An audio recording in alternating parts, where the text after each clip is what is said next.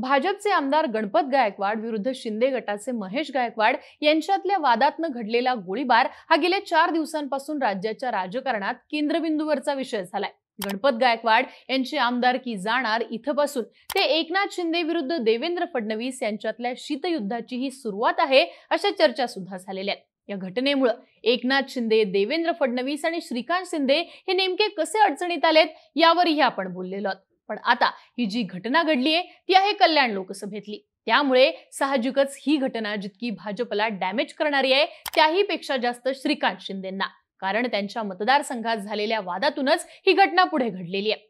श्रीकांत शिंदे हे सध्या कल्याण लोकसभा मतदारसंघाचे खासदार आहेत। भाजप शिवसेनेचं सरकार हे राज्यात आल्यापासूनच श्रीकांत शिंदेंच्या जागेवरती भाजपच्या आमदार आणि नेत्यांनी दावा करायला सुरुवात केली होती। आताच्या सगळ्या प्रकारानंतर सुद्धा जर ही जागा श्रीकांत शिंदेंना मिळाली तर भाजपच्या स्थानिक नेत्यांसाठी तो मोठा धक्का असणार आहे आणि ही जागा जर श्रीकांत शिंदेंना मिळाली नाही तर शिंदे पितापुत्रांसाठी ती हार असणार आहे। त्यातही उद्धव ठाकरे, जितेंद्र आव्हाड हे इथे मोठा उलटफेर करू शकतात।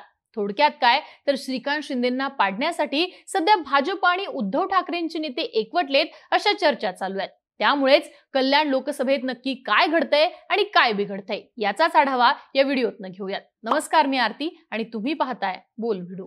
सगळ्यात पहिल्यांदा कल्याणच्या लोकसभेचं गणित समजून घेऊया। कल्याण लोकसभेवरती 2014 आणि 2019 असे 2 वेळा श्रीकांत शिंदे हे खासदार म्हणून निवडून आलेले आहेत। सद्यस्थितीत इथे शिंदे गटाचे बालाजी किणीकर हे एकमेव आमदार आहेत, तर भाजपचे गणपत गायकवाड, रवींद्र चव्हाण आणि कुमार आयलानी असे 3 आमदार आहेत। शरद पवार गटाचे जितेंद्र आव्हाड आहेत, तर मनसेचे राजू पाटील इथं आमदार आहेत। थोडक्यात काय तर इथं पक्षीय बलाबलाचा विचार केला तर भाजपचं वर्चस्व असल्याचं दिसतं आणि त्यामुळेच ही जागा 2024 मध्ये आपल्याकडे येण्यासाठी भाजपच्या नेत्यांनी श्रीकांत शिंदे यांच्या विरोधात ठराव मंजूर करणं, गणपत गायकवाडांनी थेटपणे एकनाथ शिंदे आणि श्रीकांत शिंदे यांच्या विरोधात पैशांच्या गैरव्यवहाराचे आरोप करणं, संजय राऊतांनी त्या आरोपांना उचलून धरणं अशा अनेक गोष्टी कल्याणमध्ये घडताना दिसतात।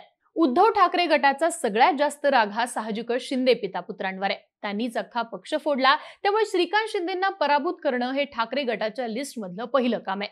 बेसिकली श्रीकांत शिंदेंना उमेदवारी न मिळू देणं हा भाजपचा अजेंडा आहे आणि त्यांना उमेदवारी मिळाली तर त्यांना हरवणं हा ठाकरेंचा अजेंडा आहे। पण या ट्रॅप मध्ये श्रीकांत शिंदे नेमके कसे अडकत चाललेत ते क्रमाक्रमाने पाहूयात। यातला सगळ्यात पहिला मुद्दा आहे तो म्हणजे सत्तेत सोबत असलेल्या भाजपच्या विरोधाचा। सुरुवातीला सांगितल्याप्रमाणे भाजपच्याच रवींद्र चव्हाण, गणपत गायकवाड आणि कुमार आयलानी या 3 आमदारांचा श्रीकांत शिंदेंना कडाडून विरोध आहे। दुसरीकडे इथे अजून एक आमदार आहेत ते म्हणजे मनसेचे एकमेव आमदार असलेले राजू पाटील। आता ते सुद्धा याच मतदारसंघात नेतात, ते सुद्धा लोकसभेला मनसेकडून तयारी करतायत अशा चर्चा सुरू आहेत। पण जर ते या लोकसभेचे उमेदवार नसतील तर भाजपच्या उमेदवाराला राजू पाटील पाठिंबा देऊ शकतात। कल्याणच्या स्थानिक पदाधिकाऱ्यांमध्ये सातत्याने वाद होत असल्याच्या बातम्या सुद्धा येत असतात। मागे देखील शिंदे गट आणि भाजपच्या पदाधिकाऱ्यांमध्ये वाद झालेला तेव्हा फडणवीसांनी आमदार गायकवाड यांच्या घरी भेट देऊन भाजप त्यांच्या पाठीशी असल्याचे संकेत दिले होते। तर कल्याण महोत्सवात महेश गायकवाड यांच्या कार्यक्रमात मुख्यमंत्री एकनाथ शिंदेंनी हजर राहून आपण महेश गायकवाड यांच्या पाठीशी असल्याचं जाहीरपणे सांगितलं होतं। थोडक्यात काय तर भाजपच्या श्रीकांत शिंदेंना असलेल्या विरोधाला फडणवीसांचं पाठबळ असल्याचं चित्र इथं निर्माण झालं होतं। श्रीकांत शिंदेंच्या विरोधात भाजपच्या नेत्यांनी जेव्हा ठराव केलेला तेव्हा तर श्रीकांत शिंदेंनी अगदी राजीनामा देण्याची तयारी दाखवलेली, पण नंतर शिंदे फडणवीसांनी आपापसात हा वाद मिटवला असं सांगण्यात येतं।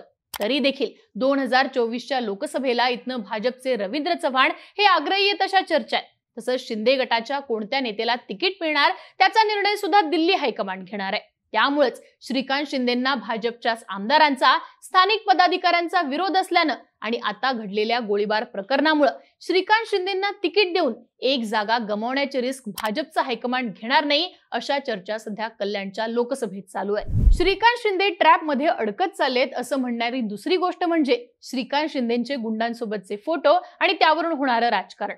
ज्या दिवशी गणपत गायकवाड यांनी पोलीस स्टेशनमध्ये शिंदेंचे महेश गायकवाड यांच्यावरती गोळीबार केला त्या दिवशी 2 गोळ्या या महेश गायकवाड यांच्यासोबत असणाऱ्या राहुल पाटील यांनाही लागल्या होत्या। राहुल पाटील म्हणजे बैलगाडा शर्यतीतलं मोठं नाव, त्यांच्या बैलांची चर्चा राज्यभर होत असते।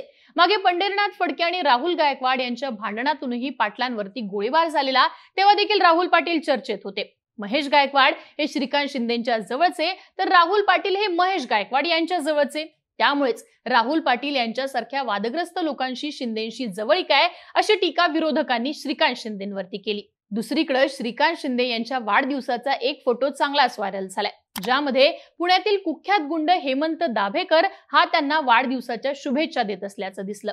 त्यानंतर त्याला श्रीकांत शिंदे यांच्यापर्यंत आणणाऱ्या शिवसेनेच्या युवा सेना पश्चिम महाराष्ट्र निरीक्षक अनिकेत जावळकर याची हकालपट्टी सुद्धा करण्यात आली आहे। गुंड हेमंत दाभेकर हा किशोर मारणे यांच्या खून प्रकरणात शरद मोहोळ याच्यासोबत शिक्षा भोगत होता। हेमंत दाभेकर याच्यावरती खून, अपहरण, खंडणी यांच्यासारखे गंभीर गुन्हे दाखल आहेत, त्यामुळे या भेटीचा फोटो संजय राऊतांनी सुद्धा ट्विट करत श्रीकांत शिंदेंना लक्ष्य केलं।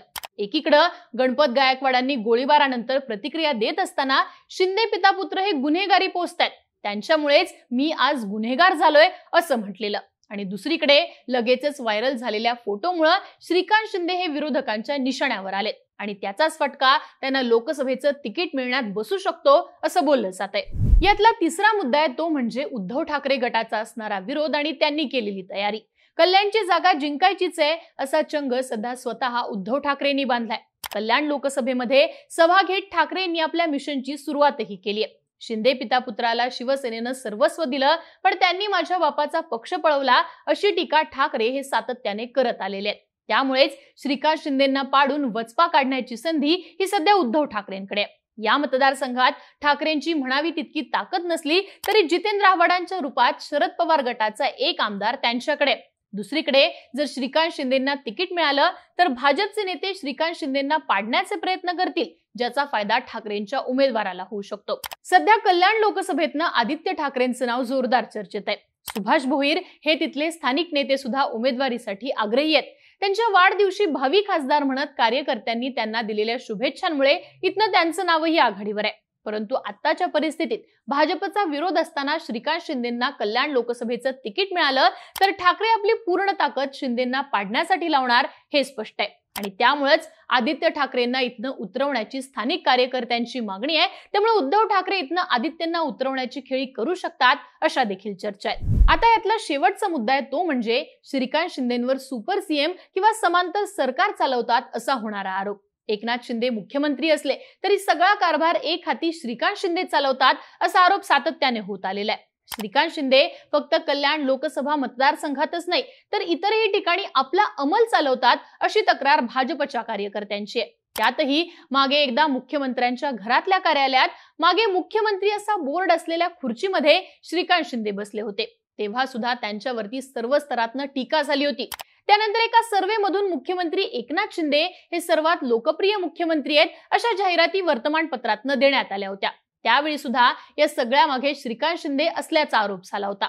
त्यानंतर त्यांचा लागलीच झालेला दिल्ली दौरा हा चर्चेचा विषय ठरला, आणि म्हणूनच भाजप आणि ठाकरे दोघांनाही अडचणीचे ठरणारे श्रीकांत शिंदे सध्या या 4 मुद्द्यांमुळे अडचणीत आलेत असं बोललं जातंय। तुम्हाला काय वाटतं? श्रीकांत शिंदे हे ठाकरे आणि भाजपच्या ट्रॅपमध्ये अडकतील की तिसऱ्यांदा 2024 मध्ये लोकसभेचं तिकीट मिळवून पुन्हा खासदार होतील? तुमच्या प्रतिक्रिया आम्हाला कमेंट बॉक्समध्ये लिहून नक्की कळवा, आणि अशाच राजकीय घडामोडी विस्ताराने पाहण्यासाठी बोलबिडूचं YouTube चॅनल नक्की सबस्क्राईब करा।